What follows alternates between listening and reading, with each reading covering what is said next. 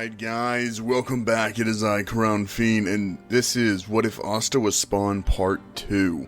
Now, I'm just gonna apologize for being gone for so long, but I just needed a week to refresh. Anyways, so today is Part 2 of Asta's Spawn, and then next week you guys will be getting What If Denji Was Spider-Punk the movie.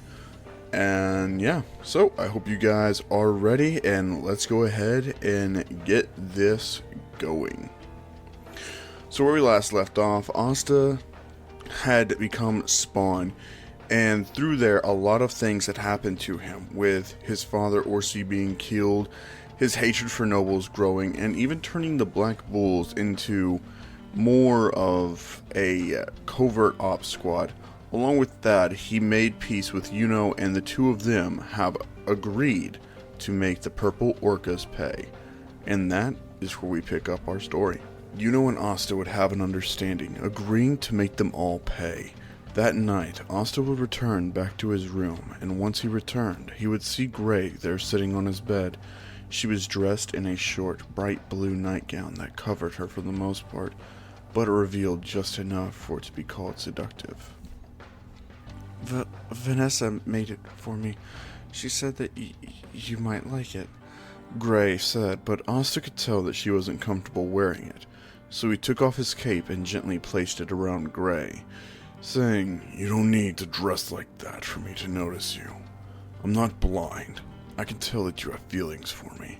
I know that Noelle does as well. I appreciate it, I really do, but you both deserve better than me. I'm full of hate, rage, and I'll only put you in danger." The room was silent for a moment, but not for the reason that Asta thought. Unknown to him, he had really pissed off Gray, who actually got up in his face, telling him that it wasn't solely his decision to make, that it was her choice on whether or not she accepted those risks, and despite how hard he tried, he would never be able to control everything.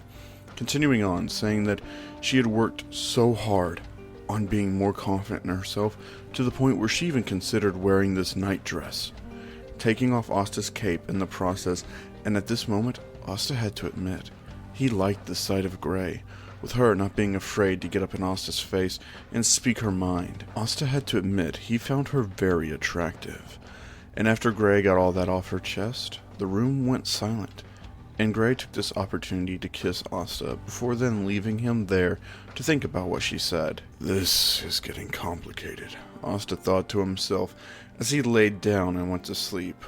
Over the next few weeks, Asta would think about what Gray had said to him. However, Yami would pass Asta mission after mission that dealt with bandits, and bandits hurting innocent people, and Asta would always take Gordon with him. The two would be close friends, as they worked well together, and Gordon rarely even spoke.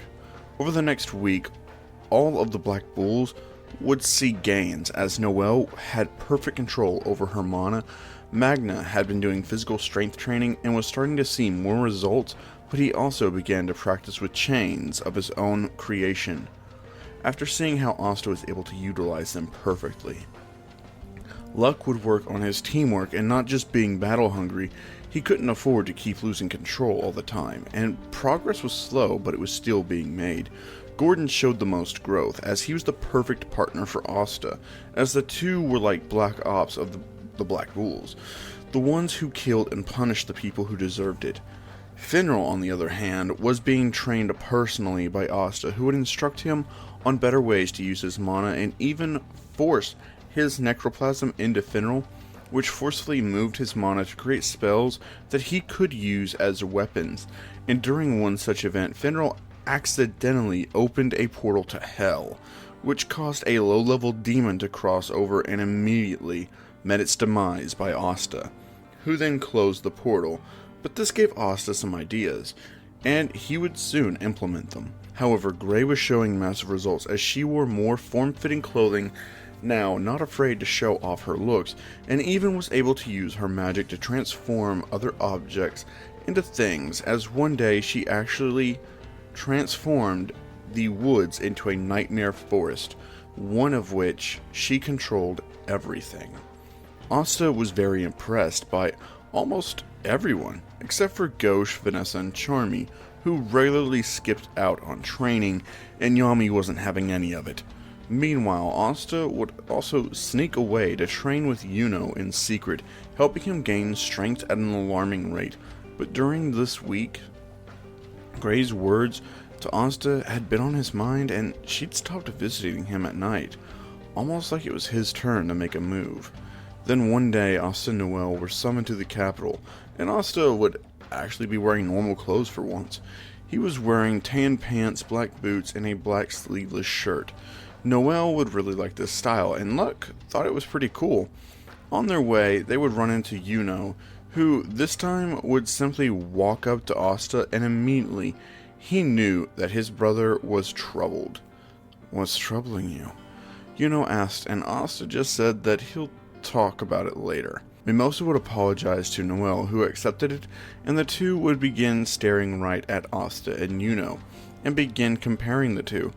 They would say that Yuno was slightly taller, but was far more elegant, seeing his black hair blow in the wind, and the softness in his face, but the fire in his eyes was undeniable, as Mimosa would blush really hard, and Noelle immediately knew that Mimosa had fallen for Yuno. They then looked at Asta, saying that he was the complete opposite of Yuno, as he was more rugged and slightly shorter, but his muscles were way bigger and much more well-defined. Not to mention, he was stronger, seeing that Asta had actually cut his hair, that he had a high fade with his hair slicked back most of the time. Noelle would be blushing hard while Mimosa was biting her lip, looking at Asta in a more lustful way. Noelle would see this and immediately told Mimosa to back off, and flared up her mana, which at that moment actually produced something akin to bloodlust, which actually scared Mimosa a bit. "So, girl trouble, huh, Asta?" Yuno said jokingly, and Asta just ignored him. "There you all are. Right this way, please," Julius said, and immediately Klaus, Mimosa, and Noelle all got down on one knee and bowed to the Wizard King. "What are you two doing? Get down here and bow to the Wizard King, His Majesty, Julius Nova Chrono," Klaus said, for Asta to say that he wouldn't bow to someone who can't even protect his own kingdom. This struck a nerve in Julius, who asked what Asta was implying. "The Forsaken Realm. It's exactly as the name suggests. You've forsaken the people there, allowing the people to be abused by the nobles, killed by them, and your corrupt magic knights. Hell, even the vice captains are murdering people instead of taking them prisoner. You call yourself a king, but if you ask me, you're either incompetent or a tyrant. Either way, you haven't earned my respect, nor do you deserve it, until you take the responsibility for what happened right under your nose." Asta said, and it felt good to finally get that off his chest and throw it right in the Wizard King's face. "To make such claims, surely you have proof to back up such a claim, then?" Julius asked curiously. Asta would then show Julius everything that's happened to the people of the Forsaken Realm, including him.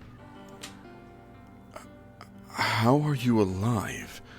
After what I just saw, you should be dead," Julius said, and Asta immediately morphed into a spawn suit, shocking Julius, who was also amazed. "I have this to thank. Just as I was about to die, it healed and resurrected me," Asta said, and Julius then had to accept that what Asta said was true. Julius then asked if Asta knew how people became the Wizard King. Asta didn't respond, thinking that this came out of nowhere. "It's through merit. You prove through acts and by getting results, by gaining those, you prove that you are the strongest of your time. Asta, how many missions have you completed in a single week?" Julius asked. Asta would take a moment to think about it, then say he's completed 50 missions in 1 week. They were child's play to him, and this surprised everyone. "Then I feel like you have earned a promotion. Join me as I promote everyone here, and tell me, Asta, and you too, Yuno, Noelle, can you give me better results than these people?" Julius said as he opened the doors, seeing members of the Crimson Lions, Golden Dawn, and Silver Eagles, 3 of which were Noelle's family. The promotion ceremony would take place like normal until it was Asta's turn, as he would instantly be promoted to a Senior Magic Knight 5th class. Absurd, your majesty. Forgive me, but that's far too much of a jump in rank to give some commoner piece of trash from the Forsaken Realm, Alec-Dora would say, and the rest of the Golden Dawn and Silver Eagles would agree with him. Tell me this then. When was the last time any of you went to the Forsaken Realm? That's what I thought. Okay. Second question. When did commoners stop being citizens of the kingdom? When did they stop being people? Well, anybody. I see. It's as you say, Spawn. They have forsaken the people. And that failure and disgrace falls upon me by extension. So I promise I will rectify it. So please, you and the others enjoy the food and festivities. I shall attend to some urgent matters. Oh, and one last thing. Please, don't kill them, Julius said as he left the room, and everyone's jaws was on the floor, while Asta and Yuno just grabbed the plate and began to eat.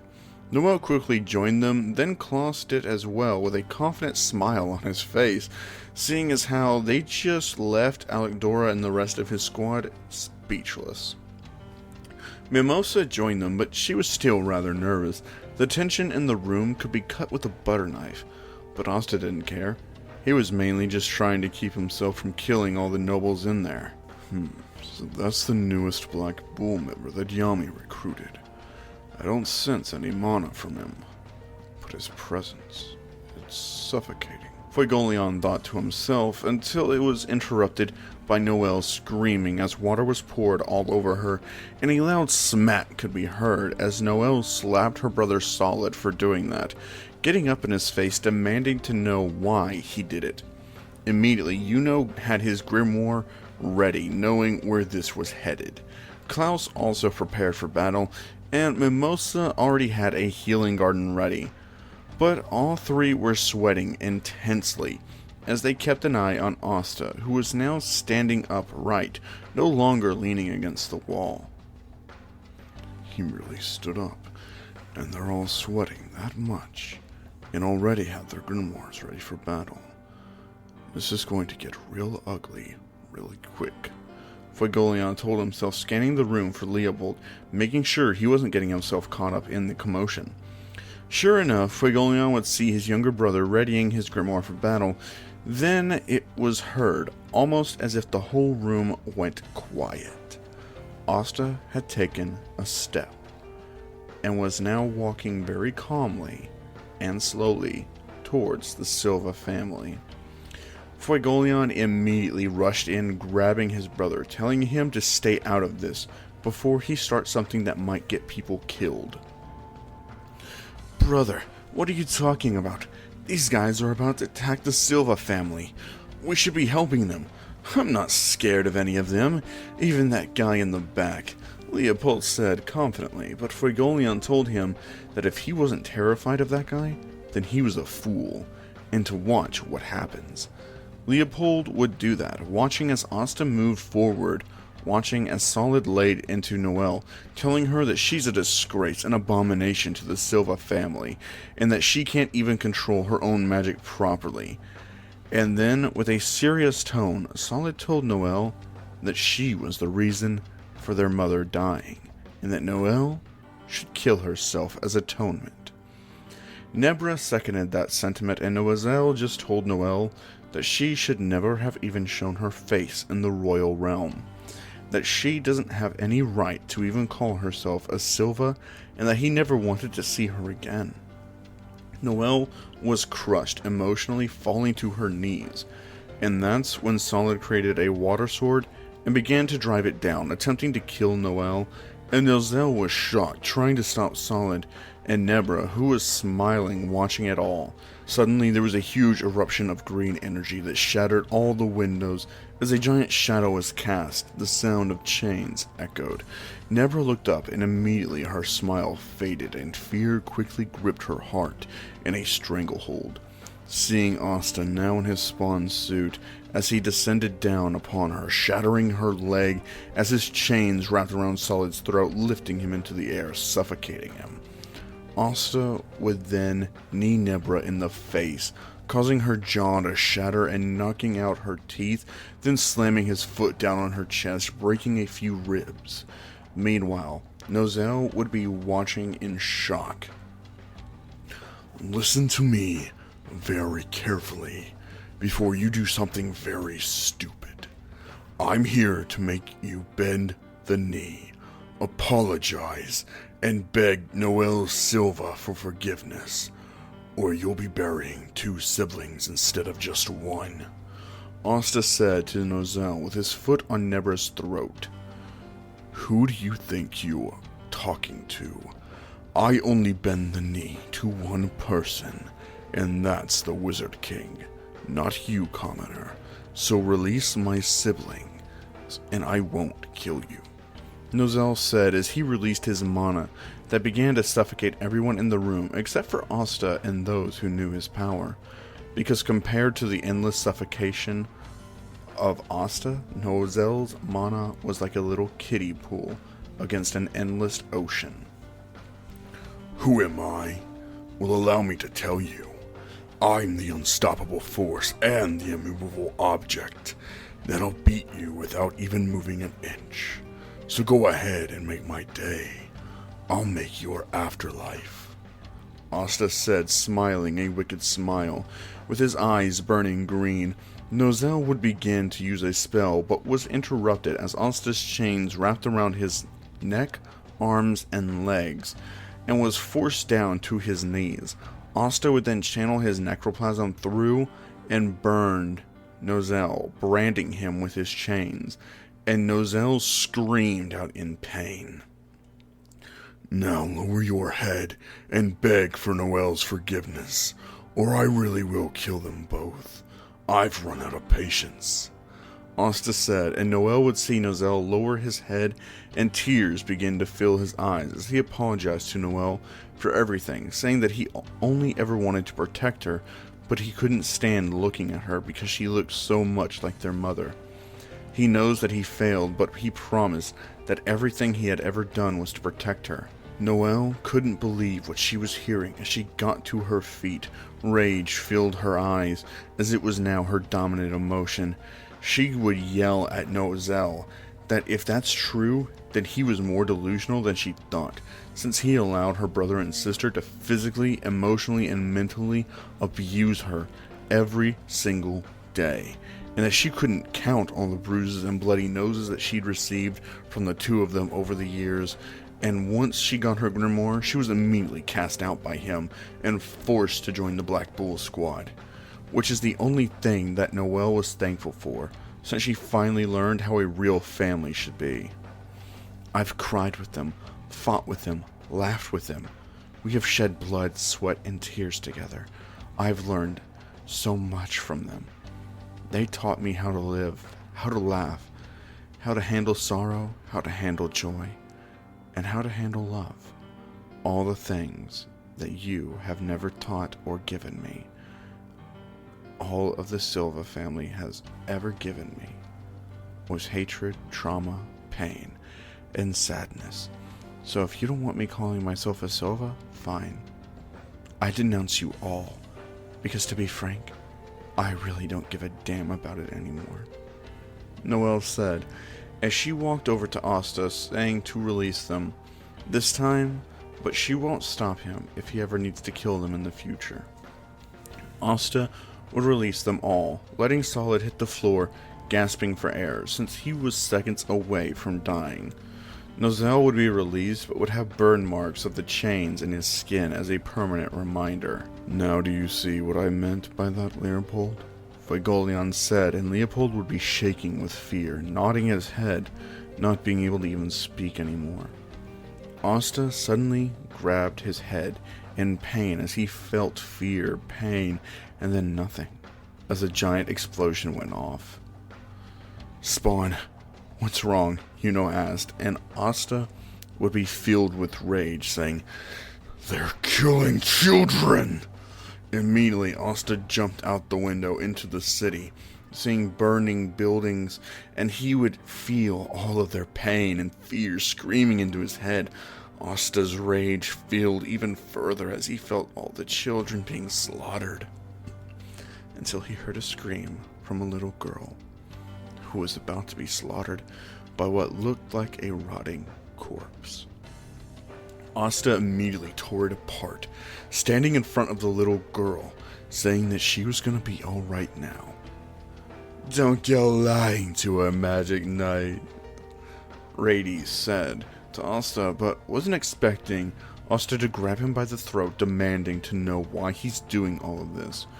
Rady said that he was doing it as revenge against the kingdom, saying that they cast him out because he was a commoner and that his wraith magic was considered forbidden and evil.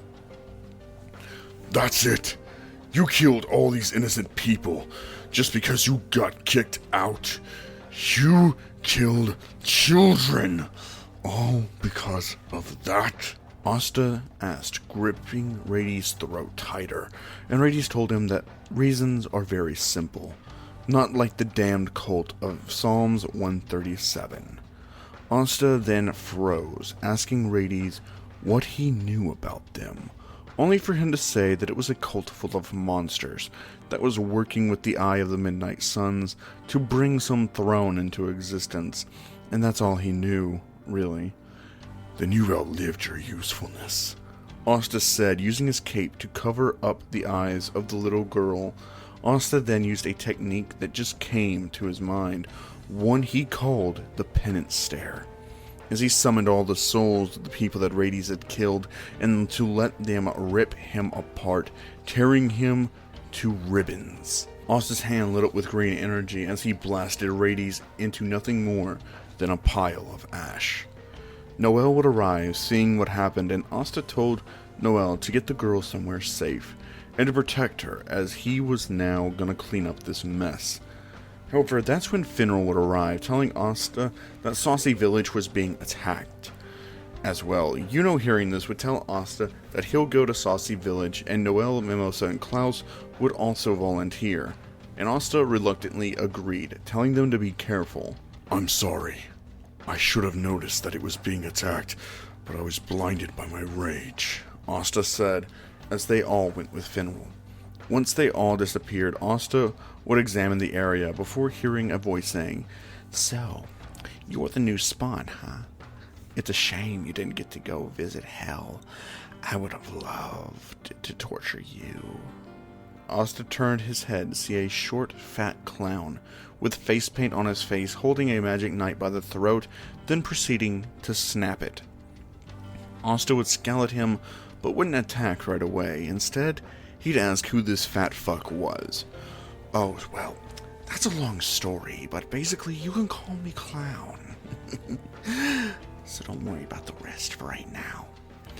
But it seems that things are about to get real interesting real quick around here," Clown said, watching the Midnight Suns battle against the Magic Knights as they killed each other in the battle, while fire's rage smoke filled the lungs of innocent children, crying, screaming, and dying.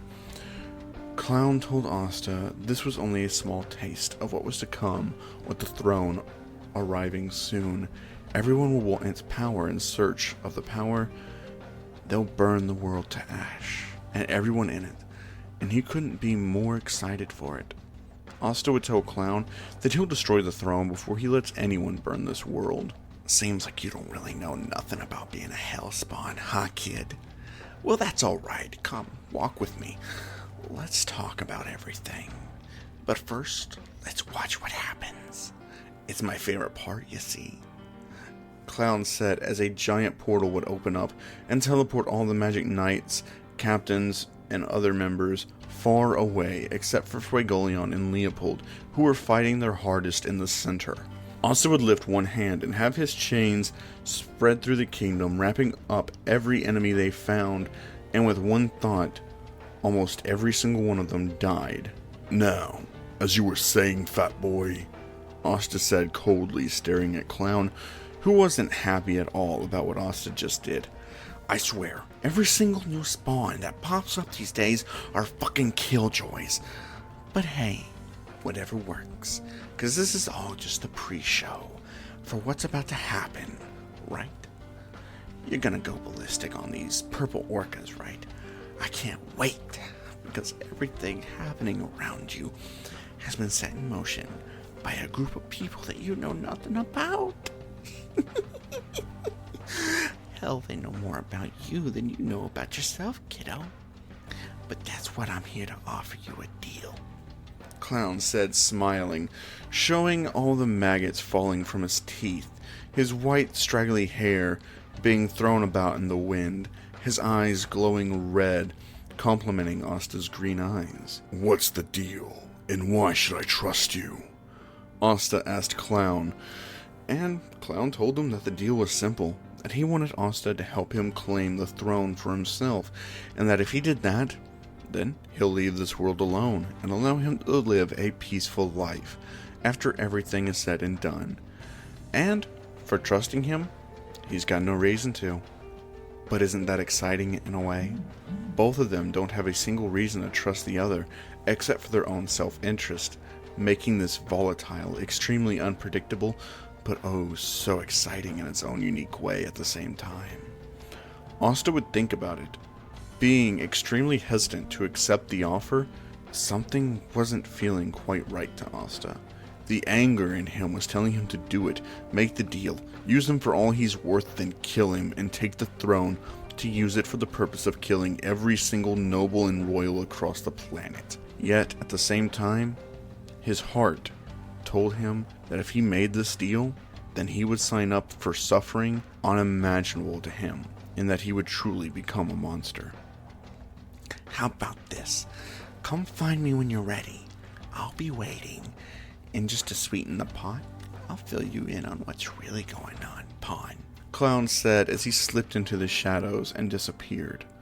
Asta would look down at the devastation and would walk through the rubble, seeing the destroyed, burning rubble of what used to be buildings. Seeing everything happening took a toll on Asta. Seeing a blood-stained teddy bear that had belonged to a child whose severed hand still clung to it, Asta burned with anger and vengeance. He continued on, seeing a mage laughing as Leopold was in shock, as Fuegoleon was face down on the ground bleeding out. It seems like I missed one. I was careless. That clown threw me off my game. But I'll fix that.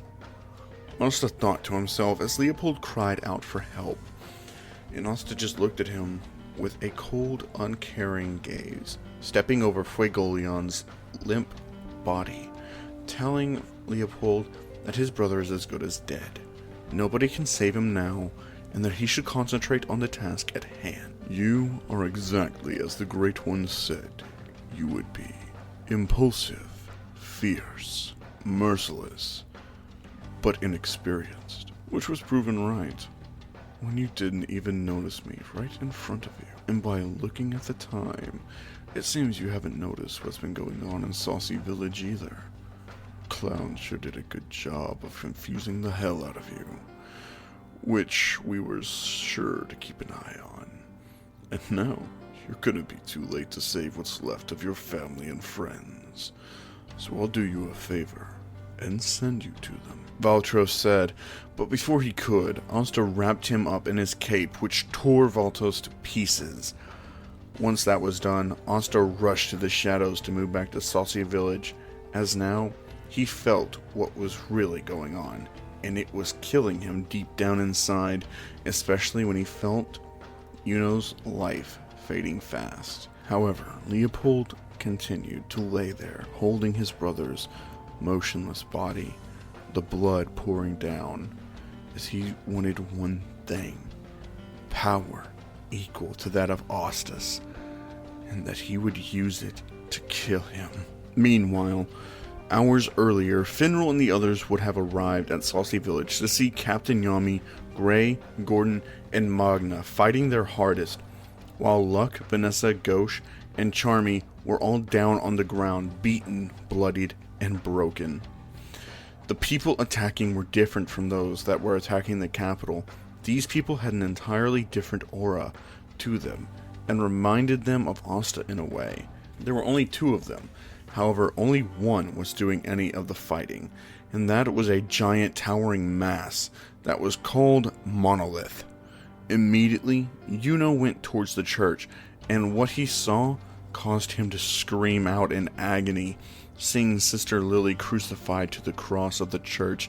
Then below her were the heads of his siblings, smashed against rocks, their lifeless bodies lying there against the altar. Blood covered the floor in pools, and tears fell from Yuno's face. The memories of his time with them filled his mind until he heard the sound of someone's footsteps behind him. In his anger, Yuno unleashed a galestorm at the person. However, he was just walking through it, unaffected. You should rejoice, young man, for I have wiped clean their sins and allowed them to enter heaven. What greater gift could I give a woman of the cloth like Lily? As for the children, well, as it says, happy is the one who seizes your infants and dashes them against the rocks. And I, for one, am very happy. Trust me, for I am an angel. My name is Azrael, and I shall give you the same gift, and that will finally draw out Asta, so that we can use him to draw out the one we truly seek. Azrael said, as he blitzed Yuno and threw him through several walls and buildings, and Yuno fought back to the best that he could. However, it was pointless. Azrael was too fast and was destroying him. Yuno was spitting up blood and was crippled, barely having any energy to stand, let alone fight, until he was surrounded by a healing spell from Mimosa, and suddenly steel spikes struck Asta. However, they did nothing to him. How foolish are you? Azrael said as he proceeded to beat Klaus down, but Klaus persisted by creating a new sword for Yami, which changed the tide against Monolith, who was holding back since he honestly didn't want to hurt these people, but had no choice in the matter. Yami would team up with Gray, Noelle, and Gordon as they finally began to beat down on Monolith and eventually knock him out, as Magna was told to help out with Four Eyes over there. Azrael was continue to beat them all down until his wings were grabbed by Magna, who told Klaus to unleash hell on this angel. Klaus didn't even hesitate, as he began unloading everything back to back, with Magna using all his strength and mana to burn Azrael the best he could, and all Mimosa and Yuno could do was watch. As the dust settled, Magna would hit the ground, dead, his chest ripped open, and seconds later, Klaus would fall, as before he even knew it, his head had been cut clean off. All of that effort for just a drop of blood. How pathetic, Azrael would say, as he quickly kicked Mimosa away, slamming her into a tree, and then beating everyone down into the ground. Then he would grab Yuno, when suddenly Asta would arrive, seeing the carnage that had unfolded around him, and suddenly Azrael would smile, saying, "Finally." Then he shoved his hand straight through Yuno's chest, right in front of Asta. And that's where I'm going to be leaving this part off. I hope you guys have enjoyed, and let me know down below, what do you think is going to happen to Yuno? And what do you think everyone else is going to have to go through? But I hope you guys have enjoyed, and I hope you guys have a great rest of your day. Remember, God is awesome. You guys are too. And I will catch you guys in the next video. Peace.